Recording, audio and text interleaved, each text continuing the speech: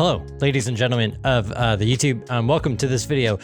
Hey, if you're like me and you grew up on Calvin and Hobbes, loved Calvin and Hobbes all throughout your childhood, then you probably flipped your lid when you found out last year that Bill Watterson would be publishing his first new work in nearly 30 years with his book, The Mysteries, co-authored by John Cashed. Maybe you haven't heard about this.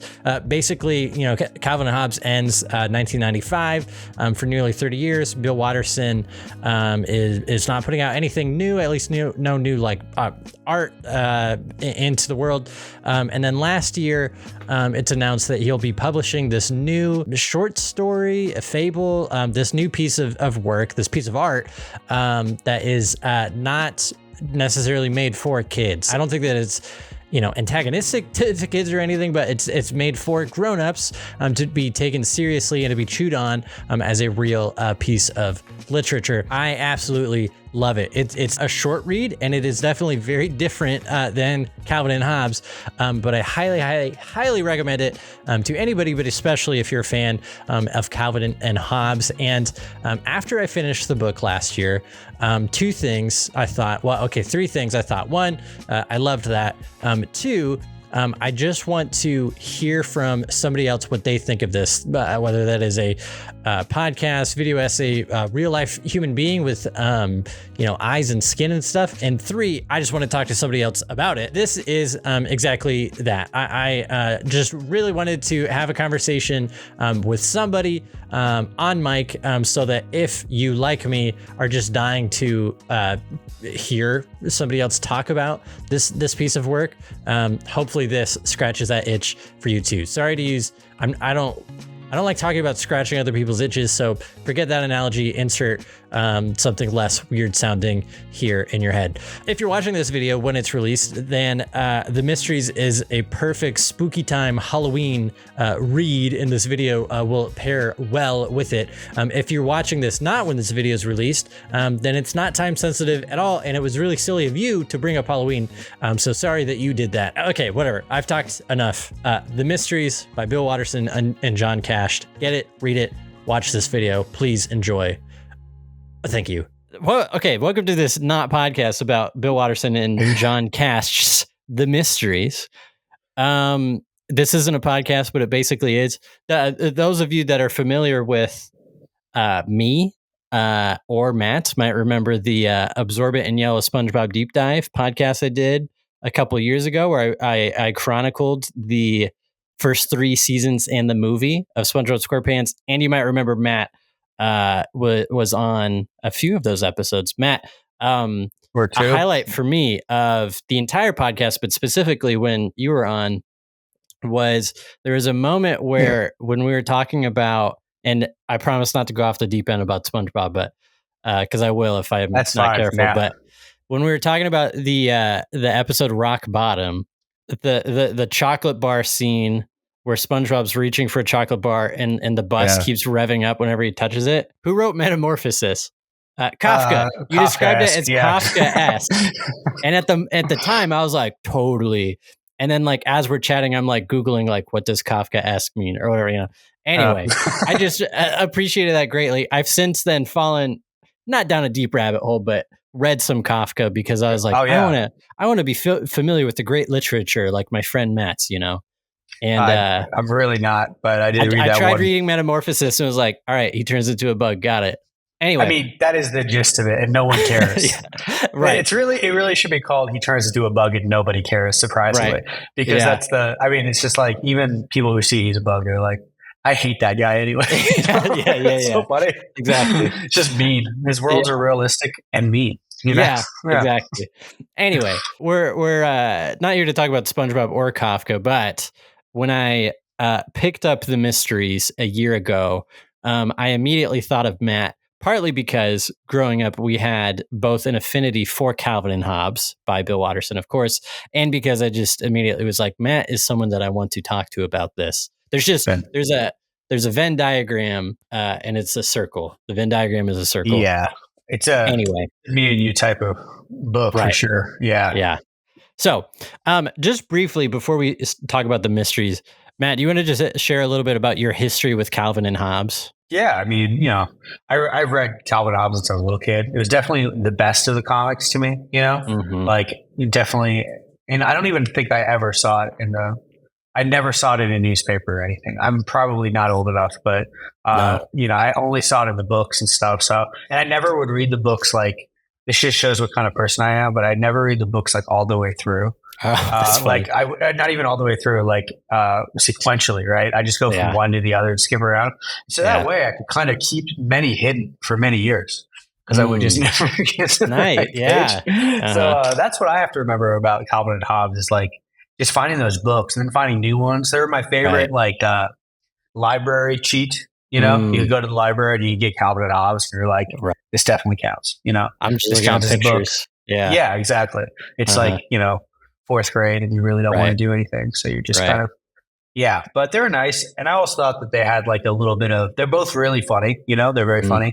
But beyond that, they have like other kinds of, Bill Watterson is you can definitely sense his presence kind of throughout the whole thing. All the characters have a little bit of Bill Watterson in it. There's a strong authorship in it, which I really appreciate in terms of like reading something just because I could tell that, an idiosyncratic single person wrote it, and I like that. And the other thing is the art style, I think is a very like, especially kinetic kind of thing. And so that, he's a very talented artist.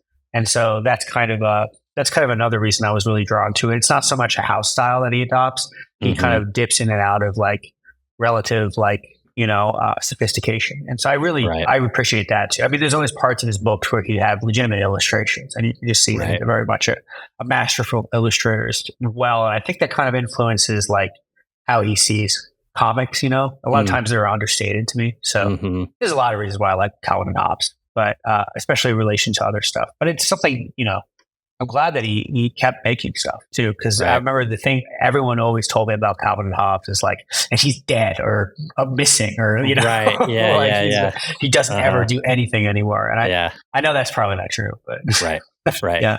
No, there definitely was a sort of a lore of like he's this recluse that hides out in the woods somewhere or whatever. Genius, psycho. And it's kind of just like.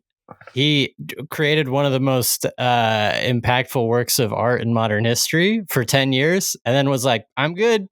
He's fine.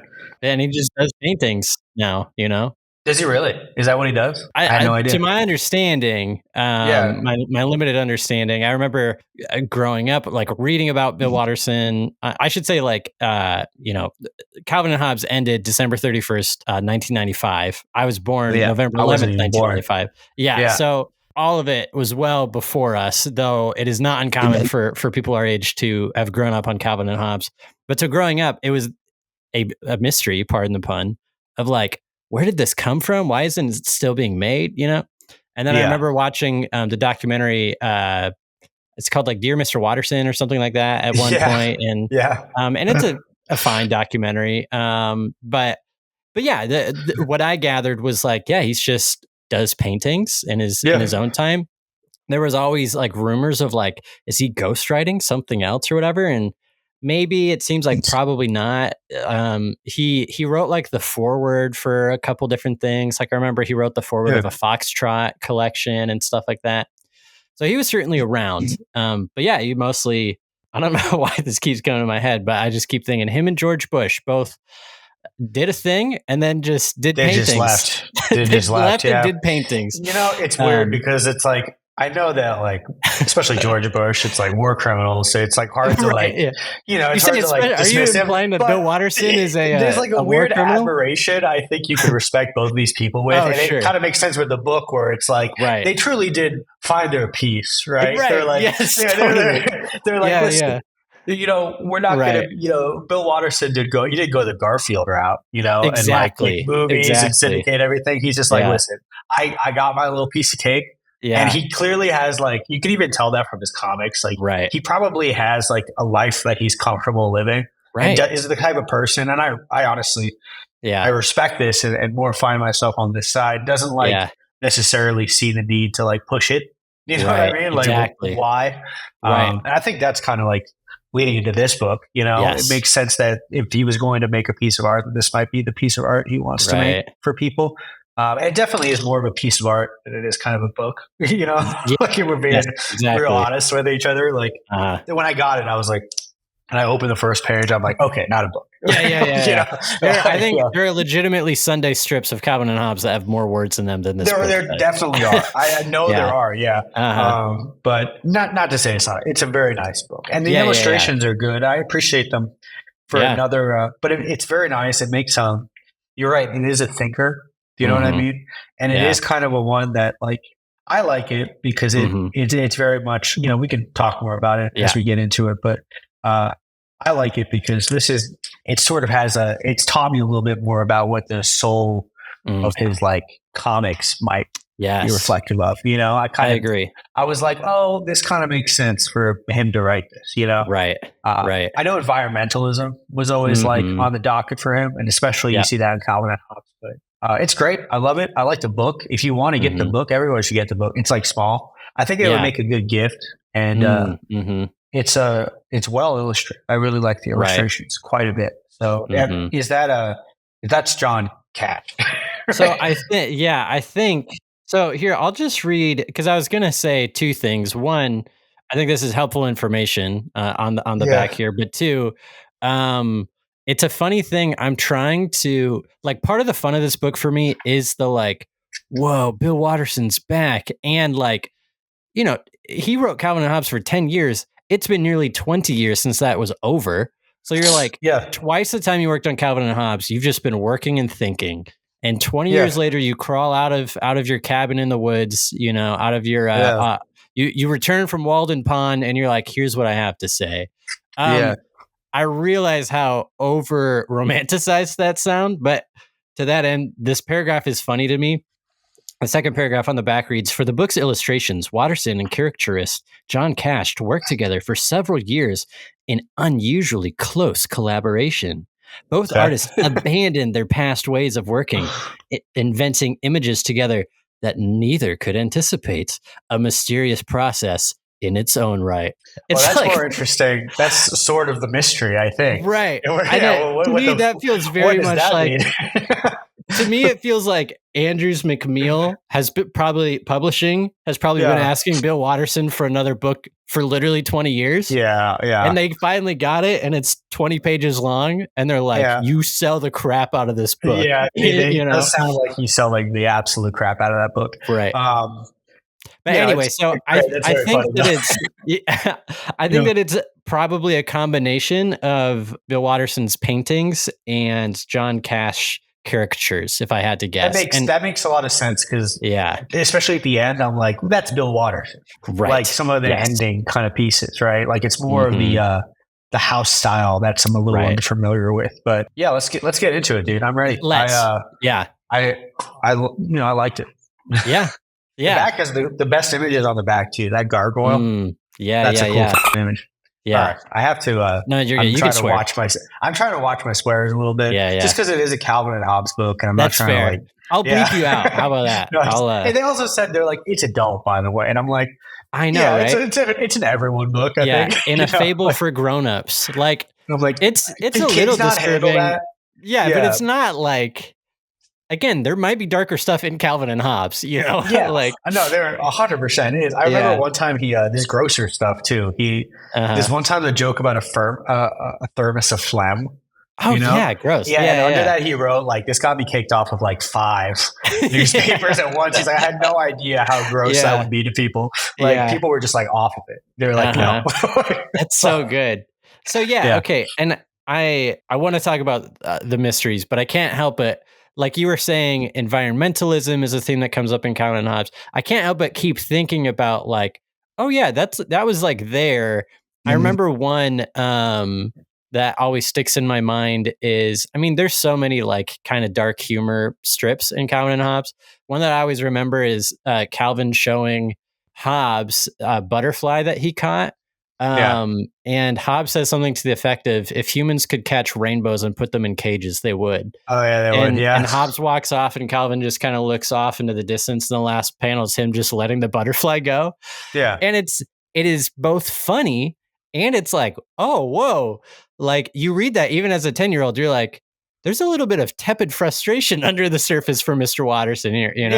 Yeah. I mean, I think that this book is dripping with that, you know? Oh, yeah. But it's a cultural frustration. You know what I mean? Yeah. Can we just ask it outright? Like, what was your reaction to the book? Like, so what it's like a very, you know, it's a sort of a simple kind of statement, you know? I wouldn't call it like an overly, you know, it's not like overly cerebral or anything. But what I realized later is that it is definitely more about like the author.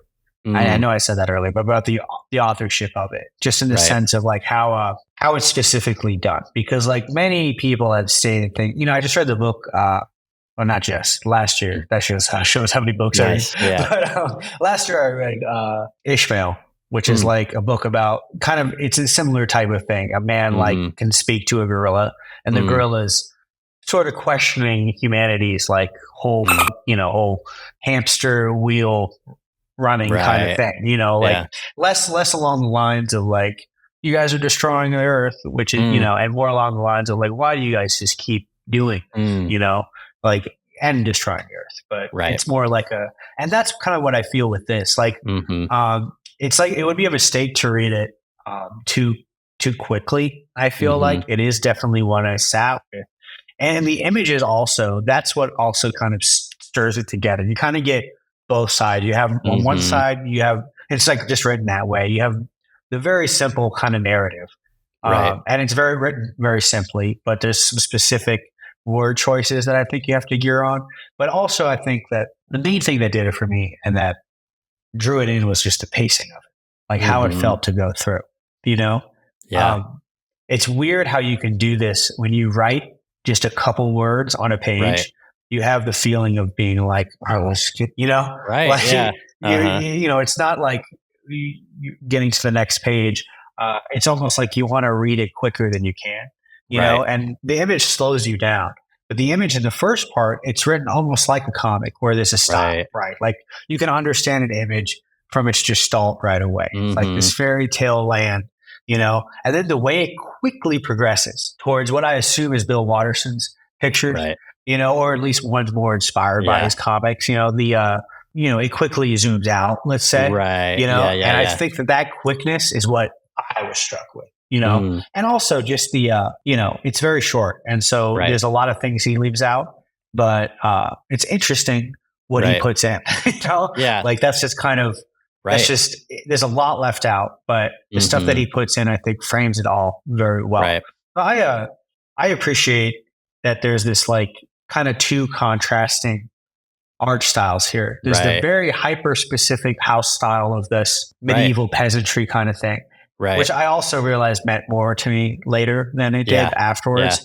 But, and then that kind of, you know, it hits this realist kind of like, and realist in the sense of like, you know, painting of cosmoses and like, you know, atoms breaking down and stuff like that kind of, you know, beautiful landscape kind of feeling. And that was very interesting, very strange. I think I was a little taken aback by it at first as it progressed. But the ending came, I think, very quickly and in a way that I appreciated. Like the pacing to me was what really did it. It made it feel like it did, you know? Like it was happening for so long and then it ends very, very quickly. Which I loved. Yeah. It almost picks up like exponentially and then just like stops, you know? I should say for the listener, like if this wasn't obvious, we'll go like full bore into spoilers, you know, spoilers for this 20-page book or whatever, you know, but so if you've listened this far and you're like, oh, I do want to read it, you know, this is your chance. But yeah, I agree. When I read it, so admittedly, I was hyped up by the aura of Bill Watterson is back and, you know, but then when I got the book in the mail, I was like, oh, it's a lot smaller than I expected. And if I'm honest, I was like nervous. I was like, oh, is this not what I thought? But then I started reading it and realized that it's like almost written like poetry, like just 2 lines at a time or whatever, you know. I was like, oh, this is a thinker. Okay, I'm ready to think. And at first I'm like, oh, I get it. It's about religion. And I think that is in there. But then there's a turning point where I was like, oh no, this is more than that. And then at the end, it starts to pick up, and I'm getting more interested, like, oh, what's he trying to say? But what really, and I'm just going to spoil the last line, because the last couple of pages are rather late. The people grew alarmed. Time moved on, and this is kind of zooming out, like you're describing with Bill Watterson's paintings of the solar system. Centuries passed, eons passed. The universe continued as usual, and then what hit me was, and the mysteries lived happily ever after. Yeah. Yeah, that was definitely the clincher on it. The whole thing just functions off of that one. The mysteries is written, capital M mysteries the whole time, right? The mysteries. And so when you first are assuming it feels like an animal, right? Like these people, the peasants in this like circa 1300s, just after the Great Death, type of the Black Death kind of feeling, where it's these people who are like in, total medieval stupor of magical thinking, of causation doesn't mean anything to them. They're all about the id, right? The human fear conscious. Nature is not nature. It's the scary outside elements, It's kind of before any type of enlightenment. And I think many people kind of think of those ages. They have the notation as the Dark Ages for a reason. It's a very specifically, especially in Western Europe, very specific, weird time where people got over, like, the world was like kind of based around these very, very strange notions of life and being, and it was ritualistic, and it was cruel, and very, we're never led to believe it's like a nice time to exist. It's a very ignorant time to exist. It's not even the idea of like science, And, to your point about religion, I was reading it, and there was a little part of me that was like religion, but I almost, it almost goes a little, it goes, I think past, like, when I started thinking about it, I'm like, it's not really about like ideology as much as it is about like a sort of a uniquely human kind of thing, where it's like there's no Bill Watterson clearly has found his peace living alone, not having to make things. And I think that this book is kind of a more or less a little bit of a declaration. Like, I think that his hype is in this book, whether or not you want to believe, because how short it is, right? You wouldn't write something like this if you didn't feel people waiting for it. And I think this is kind of a little bit of a statement, honestly, especially in The Mysteries Lived On, meaning that, like, there's even like, did you ever see the Finding Mr. Watterson? There was like, there's like a spoof of that Fred Armisen and Bill Hader did. I remember that. Yeah. It's really funny, but it's about like a guy who like just won't leave someone alone. Like his author wants him left alone. And this other guy, he's like, you don't have anything to do with this. Like, this is my work. It's not yours, Yeah. And I think it's this kind of like, as the book progresses, those medieval people, the world around them changes, but they don't change. They're still the medieval people. Yeah. It's the king. He's dressed as the king. And even though they get cars and they, the mysteries are becoming lesser, the capital M mysteries, they're not an animal. They're clearly just all mysteries that they see.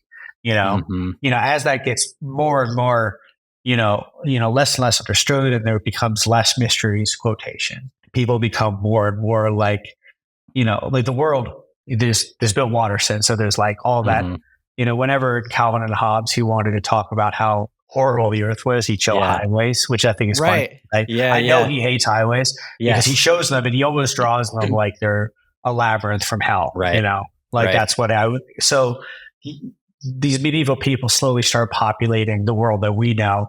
And then, of course, there's this vague environmental ending, but it doesn't show you that. It just kind of says, I think they're starting to think, wow, kind of where we're at right now, where it's like, boy, we probably should be doing something about this soon. Right. And then it kind of leaves off there.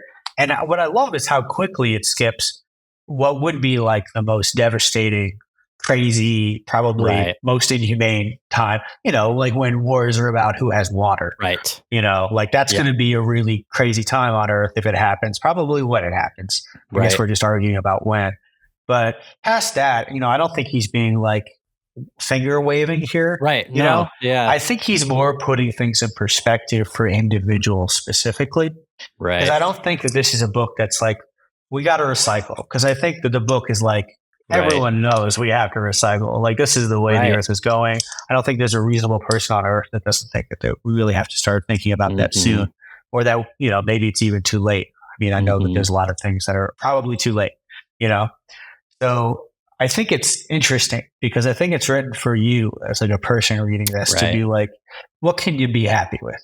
You know what I mean? True. Like Yeah. He definitely made just enough money that he didn't have to worry that much anymore off of Calvin and Hobbes, and then he left. Right. And I think that's kind of the perspective he wonders why more people don't also share. And also the perspective I think he wonders why more of humanity doesn't share. It could be very good if it, we're never, no matter how technology changes around us, he clearly doesn't think we've evolved much out of that kind of age. And I think there's a good argument for it. It's just kind of changed. Different gods to worship to, that kind of thing, So I think that's kind of like where I loved it, is that he was like, so, kind of got to where we were, he didn't prophetize too much. And then he's like, and then the ending will be both swift and a very long time. It'll be a very long time. But to everything else, it'll be, and again, just how no matter what, we're not making a mark on anything, really. So it's like, I don't know. Yeah. There's very much a spiritual kind of element to this that I love. I know I've been talking a while, but no, you're good. I just mean, it's a hard book to talk about piece-wise because it's just one piece, honestly. There's the mysteries, the setup of what that could possibly be. Right. And then it kind of dulls down. You're like, okay, mysteries are mysteries, legitimately mysteries, Right. And then at the end, when it says the mysteries live on, you sort of see if the universe had a soul and could be something like us, it wouldn't really pay attention to us at all. And I think that's something to get from this, at least what I got from it. Yeah. Well, it's so interesting. I'll say for one thing, I mean, I'm now, I've lived enough life that when a hero of mine comes back and is like, I'm old now and I have an opinion to share, I clench. I'm like, no, no, please don't. Just stay in my childhood. Exactly. Yeah. But it was pleasantly like you said, it's not finger waggy, and it doesn't feel any different than anything that he said in Calvin and Hobbes, but the simplicity of it really makes it pack a punch. I was smiling to myself earlier when you said that the empty space, so much left out, that what is there is really impactful. Yeah. And it just made me think that that's literally his art style in Calvin and Hobbes, is the amount of white space. So that when he does draw a line, you're like, whoa, And so, it's it seems to me like the environmentalism from Calvin and Hobbes is here, but it also is, when I think back on Calvin and Hobbes, and again, even when I was reading it, it was at that point 10 years old, 10 to 20 years old, but there was a very innocent, for lack of a better word, environmentalism that ran through it, kind of that Captain Planet environmentalism of let's not throw trash out the car window, and smog is bad. Stuff that you'd be like, and you would see in media and stuff the big businessman be like, I think smog's good. And as a kid, you'd be like, how can nobody get on board with this? This seems like something that everybody should be like, pollution is bad. But I think for us growing up, it was the inconvenient truth, era. Yeah. And 20 years since, I think that hopefully it's not completely too late, but to quote the book, rather late, the people grew alarmed. I think that today there is still a ton of climate change deniers, but here in Wisconsin last week, late October, it was over 80 degrees. And I don't know. It bums me out a little bit, if I'm honest, that I imagine someday I'll say to my daughter, I can't believe how warm it is in October. And that she probably will be like, what are you talking about? It's always been warm in October. And so to have sort of a man out of time with that message, be like, so what would he say today? It's nice that he's not like, I'm mad at everybody if you had listened to me in the 90s, And I think that's what surprised me the most, is it ending with, and the mysteries lived happily ever after, is it's kind of and I read it as him almost saying hey man, the world's going to keep spinning with or without us. Yeah.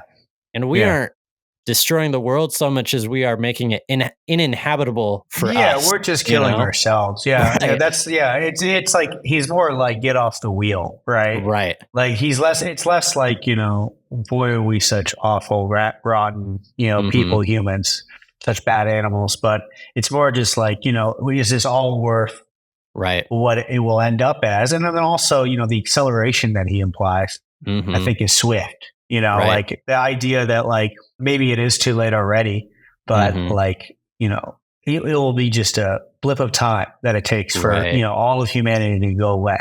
And I think that's, I felt that with the pacing, right. But more so than that too, I am, as surely as you get older, you do want like, priorities change and it no longer becomes about like, especially when you're young, you imagine like, I'm sure areas of achievement and stuff like that, or like different kind of validations you could receive. But, I'm sure a lot of age and maturity comes out of like finding some level of peace or stability or comfort or just becoming all right with yourself, and also the aspect of like not doing harm and like, and I think that like, that's something that it's harder to get perspective of, and maybe something that I enjoyed about this, because this does actually feel like something that someone who, again, we cringe when people who are older heroes want to say something about contemporary world, but this does feel like valid advice for someone who's lived a long time, who will be like, listen, like you're not going to like really think about any of that stuff. Right. It feels like if everyone were to chill out substantially and just focus on a few things, like it's a classic idea that like really there's plenty to go around and life could be so great if we all didn't have like desires and sort of like pseudo Machiavellian like aspirations and that kind of stuff. But like totally isn't every human being to like want those things. And even our culture, I think that's kind of what a lot of this stuff talks about too, is that it's like, it's not even from like a fault from individuals, but it's like something that, I think our culture is like everyone can have it all. Everyone can have it all. You know what I mean? Like every person can have it all or has the ability to, and there's no question of like, is that even right? Like, should we all have it all? Is that possible? Is it like healthy to believe or to strive for that? Is striving in the way we think of it the important thing, maybe not. Who do we choose to like? We love people who are like succeeding and accomplishing things, but at the end of the day, there is entropy, and all of that has a real physical cost. So like how like if everybody wanted to take a trip to like New York City, it would like all of the accumulative like gasoline spent during those trips would like destroy the earth in a second or something like that. I don't even know if that's true, but I'm just saying it's sort of like that idea that like when you touch a million bananas at once, you die of radiation poisoning, that kind of a thing. Right. Exactly. Like, if you just have if there's like such an individualistic idea of yourself and of humanity, and you multiply that times 8 billion, like problems happen real quickly. Right. Yeah. They exponentially quicker, and it's no one person's fault. Like, that's why I love how he's not like shaking his finger. He's just saying that like, it's definitely like a cultural type of thing too. I also like when I saw the king, like the peasant and the highways, I was like, that's kind of what he's talking about. Right. Yeah. Like when you're spending 3 hours a day in a highway, you're like, is this better? Right. Yeah. Like I have friends who like commute an hour and a half to work, and I know that that's what has to happen. Totally. But like, just in terms of family planning, was that better than living as a serf? Right. Spending 6 hours a day in a car where you might also get hit. Is like that better, or is it like would they trade? Right. It's like those memes really of like a beautiful mountain view, and the caption is like, somebody saw this and invented Microsoft Teams. Like, what? Which it feels very like Calvin's dad kind of sentiment. Dude, it does. Everybody should just bike, But I think that being that's so true. Like being stuck in traffic and is like, is this better? And just also like, it was striking when I was flipping through the pages and saw that like when he said, the narrator or whatever says some time had passed, I assumed like hundreds of years, but in the story, it's like they're also peasants and stuff.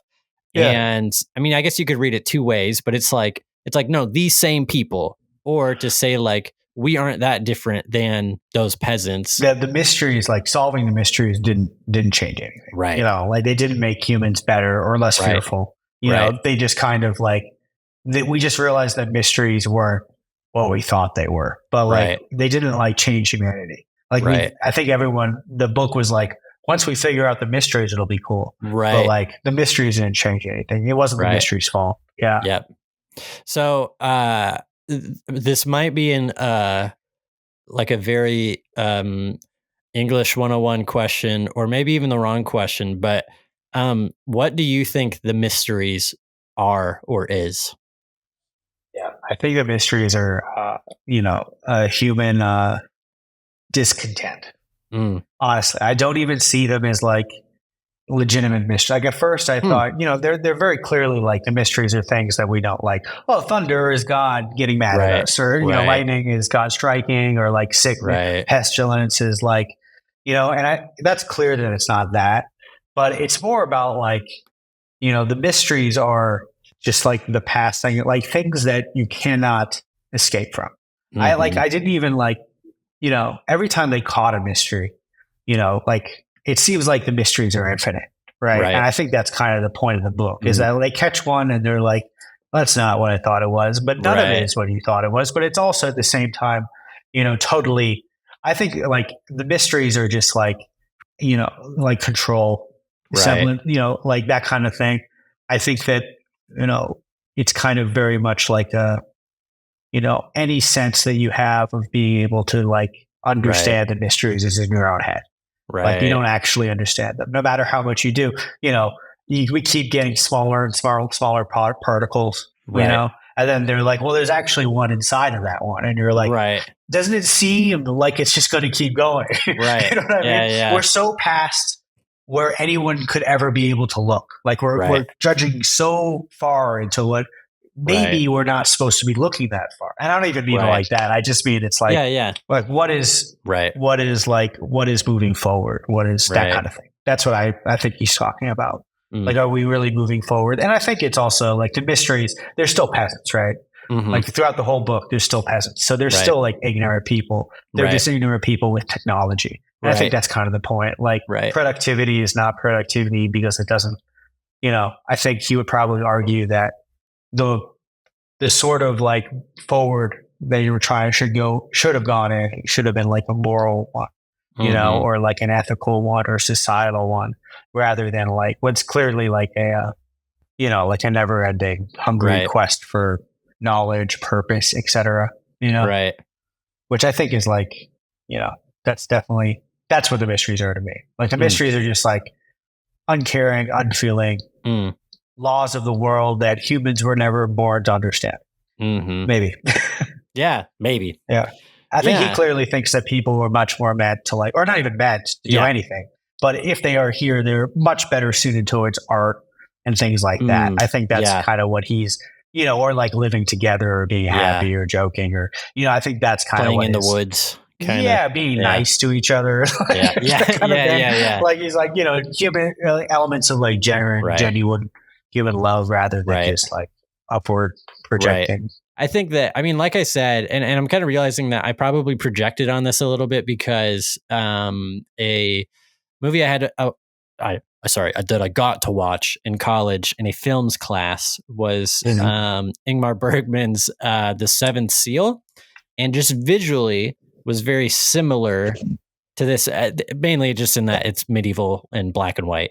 But so I think that I had that kind of in the back of my mind. And so when it started talking about the mysteries and capturing one, I was like, oh, this is spirituality. This is religion. This is whatever, and certainly there is like the religious iconography is there, it's like they painted pictures of them and whatnot. They told stories, but when it makes the turn of basically like when it, at some point it becomes like, oh, we're talking about environmentalism. I start to think like, okay, the mysteries wasn't, because I don't think that Bill Watterson is saying like people believed in God and then they didn't, and isn't that good? But actually it's bad. And if you had believed in God, we wouldn't have global warming or whatever, like obviously that's not what he's saying. But I think for me, like when I step back from the book, I see the mysteries as like, and I want to pin it to something specific, but I'm not going to be able to do that. But in general, like the mysteries to me represent a grandeur and healthy fear of, or not even fear, but grandeur and like we're a small piece of this. And the idea of like looking out to the woods and being like, I don't know what's out there. And that translates to all sorts of different things that can translate to superstition, whatever, but in general, like it leads them when they capture the mysteries and they wrangle it. It kind of feels like we conquered the whole world. We did it. We found every corner of the map and we understand how science works. I think it's interesting that when they start talking about earthquakes and stuff, it says that the wizards were noticing, the earth trembling and stuff. So they're not scientists, they're wizards in this, but they're still just like people tapping into magic, but it seems like rudimentary to them. Like they're not impressed by it. And by the fact that it ends with, and the mysteries lived happily ever after, as if to say like, oh, the mysteries were the main character. You didn't know that. You thought it was the peasants. It seems like Bill Watterson is saying like the grandeur is there. It's up to you if you want to see it and respect it and enjoy it. But if we ignore it or pretend that we're in control of it, it's only going to end up in our disaster. I don't know. I don't know if that makes sense or not. But it does, because like every group was still like the wizards and the scientists, right? And like so like it's like as you get older, you're not older, but as time moves on, the people are not any different. They're just living on the backs of the people who lived before them. Like all the things that were built, the stuff that was known, but they still are wizards. They're still doing the same thing, alchemy per se, and you're right. There is like a sense like they were like, oh, we're not afraid of this anymore because we know it all, which is definitely like when they say they laugh at the old paintings, it's like we're still making paintings. They're not paintings, but like the idea that we're laughing at it is funny because it's not really the ignorance that the people were looking at. It was like and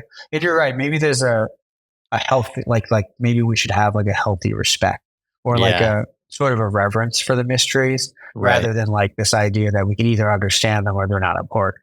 But it definitely is a funny little thinker at the end too. I definitely agree with your the mysteries of the main character clearly the whole time. And humans are just very ignorant, like kind of animals living on the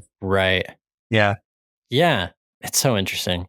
It's kind of like to quote Cillian Murphy's character in the movie Oppenheimer at the end, he says to Albert Frankenstein, he says, hey, I don't think we should have done this. I think that's the quote, but that's kind of what it feels like. The wizards are like, uh-oh, like, chat, are we cooked? Like, there's such a confidence like of like, we've built God, and like, in the 30s and 40s, it was nuclear weapons. Today, I think it's general intelligence, artificial intelligence. Like all these tech CEOs are like, give us 5 years and we'll build God.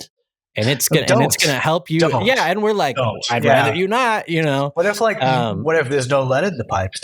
Right. We do that one first? Or like there's many things to do first, Right. I think but the king is like, let's subsidize that. Like build digital God, And it's like, what's the pitch? The pitch is always like, no, this is gonna make life better. And we've just got like a tiny, like half an inch left, and then we've conquered the world. We just need to do this, and then we're set. And then we do it, and we're like, uh-oh, like, I made Skynet, Like, And like, how much better can it, for at least a lot of, like, at least the people, a lot of people, it's like, it's pretty, like, if you compare it, it's pretty good. Again, I'm just like seeing these medieval peasants. That's what we are. like living right now, getting DoorDash, being like, it's amazing, you know? Yeah, yeah. And I feel like that's kind of like what the idea is it's like, you know, we're still just like the same kind of crazy dark age people, just with like technology, you know? And so it's like the mysteries are still the mysteries, right? You know, just because we figured out, like, scratch the surface. Right. Again, the massive zooming out is like, that was the mysteries. Like, those are just the mysteries there. Right. Those are just the mysteries, you know? And again, the mysteries live happily ever after. And I like the idea that they're happy too. Yeah. You know, like that, like, you know, if anything, we're the blight. Right. You know, like they're not, it's not as much as like what they thought where this is whole cold, unfeeling world, but rather we're much more sort of a cancerous sore, you know, just kind of like festering and getting worse amongst ourselves. But I definitely was like Bill Watterson, like talking to all those people who are like he's like, I got out of the wheel and it's great, you know, like I'm not writing, this is awesome. I'm not making art. Yeah. He's like, it's pretty sick to just exist, you know? And that's something that, boy, the older I get, the more and more I have respect for. It's like, to be able to just like exist is a skill in and of itself. To find peace, you know, nirvana. Right. I wish I could do it. Clearly, though, he doesn't think we have the capability, which I would argue is pretty accurate. Right. Yeah. Well, it's sad, but I'm like, yeah. On the whole, I think that there is, you know, and I think that we're rounding towards the end of our conversation, but I think that an interesting nuance is he does, I think, imply a little bit that like there is a culpability on people like the king being like the sky turning colors is normal. And when the book mentions like there were scouring winds, you see like an old woman running with a child, and it's like, I think it's implied like she didn't do this, you know, like no, it's the king. Yeah, and so it's the king and it's the wizards and whoever it is. There's varying degrees of blame it's Americans to go around. Yeah. I mean, like it is Americans, like but I mean, you know, it's who exactly who you think it's going to be. Yeah, but like the random mom or whatever, you know, it's like I don't know. There is I'll just say a realism, because like you said, it's not like finger wagging, like because I think that a fear that I had, and it, no offense to whoever if they liked this movie, but I don't know if you ever saw the movie Don't Look Up, but I felt like it was insufferable with how it was beating you over the head with like climate change and you should feel bad, and it had like. And then with the director, and I should just not read interviews, but the director being like, if you cared about climate change, you would like the movie. Like, you just don't get it. And you're like, okay, it's just, the movie just made me feel bad mostly. Okay, like, you know. And so I was afraid that this, you made a movie. That's what I'm saying. It's like it's no one's like, well, I guess we should start like digging up pipes and like, you know, I don't know, I'm focused on pipes. I just read like, it's we should like, you know, nobody wants to do that work. People want to make the movie that convinces people to talk to you about it. It's like, you made a movie. Yeah. You know? So I guess like maybe what I'm saying two things, I guess. One, I'm just was relieved that this book was not that. It was not the finger wagging like you should feel bad and you should feel bad for even watching this, you know. But two, it's not like and so you should like, it doesn't leave you with like, you should be filled with dread every day. No.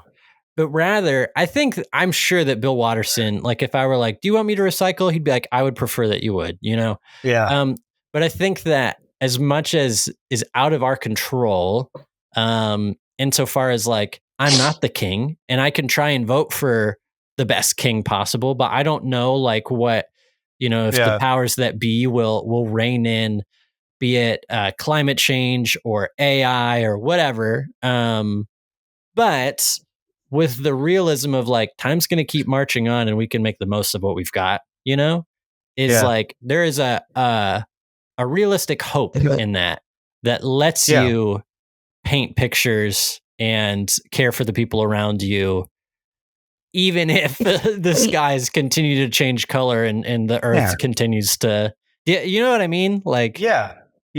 I think that he's like, more than anything, he's like, there's always a very like practical element to a lot of his like books, a lot of his writing and stuff like that. And I think this kind of shares that, right? It's not like, it's not asking for, it's not like implying that this, I think it's just realistic about what the book is. It's not like implying that radical change will come from it, or that like it would induce radical change. Right. I think it's, again, that's why I liked how it was focused on like, environmentalism was introduced in a very sort of fuzzy way, like the sky is changing, things began disappearing more often, that kind of thing. But I think it kind of points towards like a shared feeling or collective like inclination that I think is nice, because it not only does it successfully do that, which is not easy, but it like points at like a kind of a feeling we've all had of like, oh, what if it could be this? What if it could be more? What if it could be?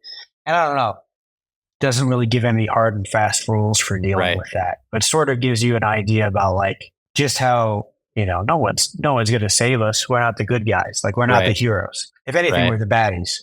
But we are the baddies. And so it's kind of like a different perspective to have. But also, it's like there's some peace in living your life, knowing how insignificant you are.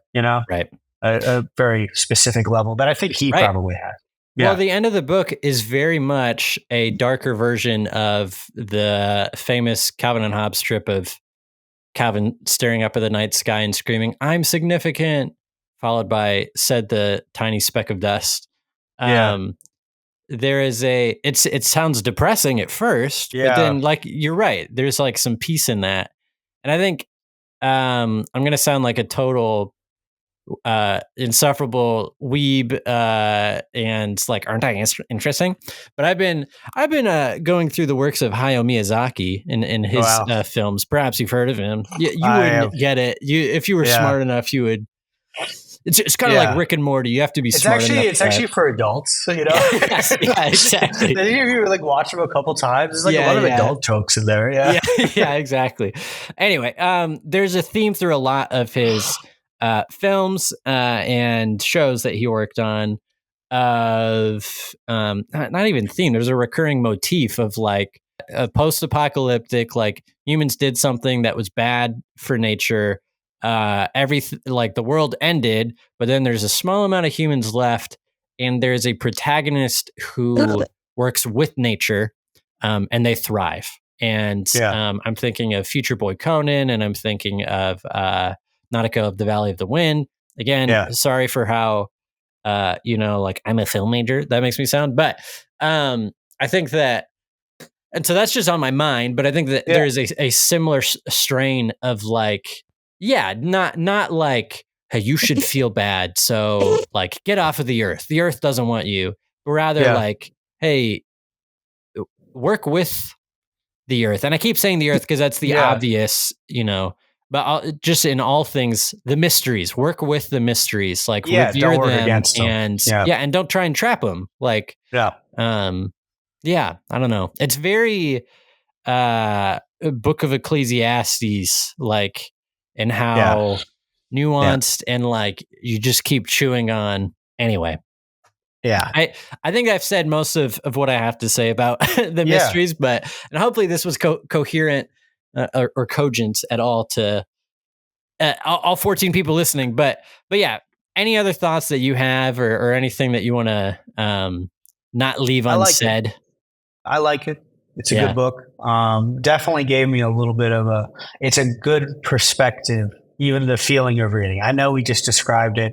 It's easy to describe in nature, but it is you have to experience it more so to actually appreciate it. And you have to read it yourself. Even though reading it will literally take you less than 1 minute, which is why it's interesting. And more so than that, it is just a chance to get a little bit of a little flavor of Bill Watterson, which is the more and more I realize, a very fun, sort of interesting and difficult to define and understand fully type of writer. He's got a lot, even when he writes probably 50 words total, or whatever this is, probably less than 100 words. You still get, it just kind of shows what kind of an artist he is, but you do get every little kind of bit of him in that.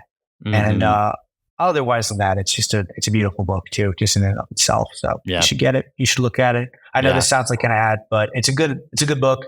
I would love if they sponsored us, but not an ad. Not an ad, but Yeah. That said, use our promo code. Bluechew.com. Yeah, exactly. Yeah. Sports betting. Sports betting. Are you addicted to gambling? Bet. Yeah. Yeah. No, yeah. My last Calvin and Hobbes thought, other than just everyone should read Calvin and Hobbes, it occurred to me reading and dissecting this book how many conflicting is not the right word, but how many different nuanced thoughts or personas Bill Watterson has in him. And it clicked for me of like, oh, that's why he was so good at writing so many different characters, Yeah. Because like you said, like, even though Calvin's dad and Calvin's mom and Hobbes and Calvin and Susie and even Mrs. Wormwood, they're all completely different characters. But they, in hindsight, feel like Bill Watterson wrestling with like, but also this, but this is also true. Like there's a really complex nuance to like how he understands the world. And you realize that he doesn't try to make any hard and fast rules about anything in particular. Right. Yeah. And there's always like sympathy in his characters, even if they're being ridiculous, Like even if, It's just like it makes sense that he's a painter. And I mean, you're the fine artist. I like to draw.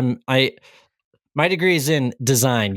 I don't know. I'm trying to gatekeep. You're an artist too. I'm more of the artist between the two of us, actually.